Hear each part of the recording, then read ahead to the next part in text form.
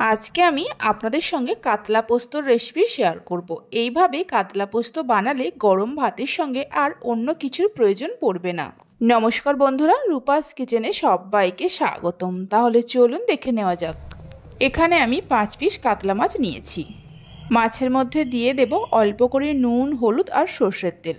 নুন, হলুদ আর সর্ষের তেলটা ভালো করে মাখিয়ে নিয়ে 8 থেকে 10 মিনিটের জন্য রেখে দেব।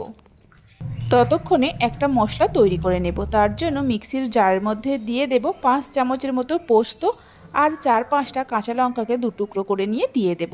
ঝালটা আপনারা যেমন খাবেন সেই মতো কাঁচা লঙ্কা দেবেন। ঢাকা দিয়ে মিক্সিতে 2-3 বার একটু ঘুরিয়ে নেব। তারপর অল্প করে জল দিয়ে খুব ভালো করে পেস্ট করে নিতে হবে। পোস্ত আর কাঁচা লঙ্কাটা খুব ভালো করে পেস্ট করে নেওয়া হয়ে গেছে। 10 মিনিট পর রান্নাটা শুরু করব। তার জন্য গ্যাসের উপর একটা প্যান বসিয়ে প্যানের মধ্যে দিয়ে দেব কিছুটা পরিমাণ সর্ষের তেল। তেল ভালোভাবে গরম হলে মাছগুলো তেলের মধ্যে দিয়ে উল্টে পাল্টে ভালো করে ভেজে নেব। এই রান্নাটা অবশ্যই সর্ষের তেলে করতে হবে।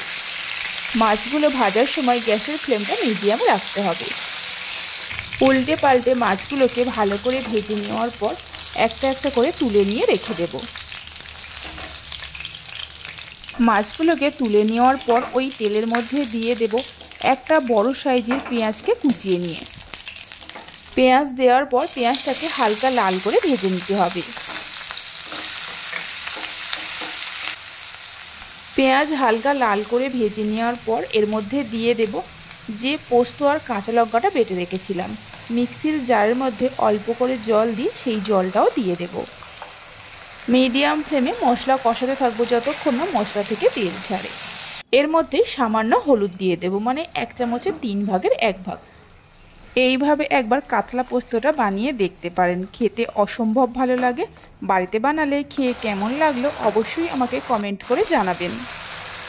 প্রায় মিনিট 4-5 কষিয়ে নেওয়ার পর দেখুন মশলা থেকে ধীরে ধীরে তেল ছাড়তে শুরু করেছে, মানে মশলা ভালোভাবে কষানো হয়ে গেছে। এই সময় দিয়ে দেব পরিমাণ মতো জল, স্বাদ মতো নুন দিয়ে দেব। জল আর নুনটা মশলার সঙ্গে মিশিয়ে নেওয়ার পর ঝোলটা যখন ফুটতে শুরু করবে ভেজে রাখা মাছগুলো দিয়ে দেব। 3-4টে চেরা কাঁচা লঙ্কা দিয়ে দেব। ঝোলের মধ্যে মাছগুলোকে একটু উল্টে পাল্টে দিয়ে মিডিয়াম ফ্লেমে ঢাকা দিয়ে কিছুক্ষণ রান্না করে নেব। রেসিপি ভালো লেগে থাকলে অবশ্যই একটা লাইক করবেন, বন্ধুদের সঙ্গে শেয়ার করবেন। ভালো লাগলে চ্যানেলটি সাবস্ক্রাইব করে পাশে থাকা বেল আইকনটি প্রেস করবেন নতুন রেসিপির আপডেট পাওয়ার জন্য। 5-6 মিনিট রান্না করে নেওয়ার পর ঢাকা খুলে মাছগুলোকে একটু উল্টে পাল্টে দেব। সব শেষে 1 চামচের মতো সর্ষের তেল ওপর থেকে দিয়ে ঢাকা দিয়ে মিনিট 5 সময়ের জন্য রেখে দেব।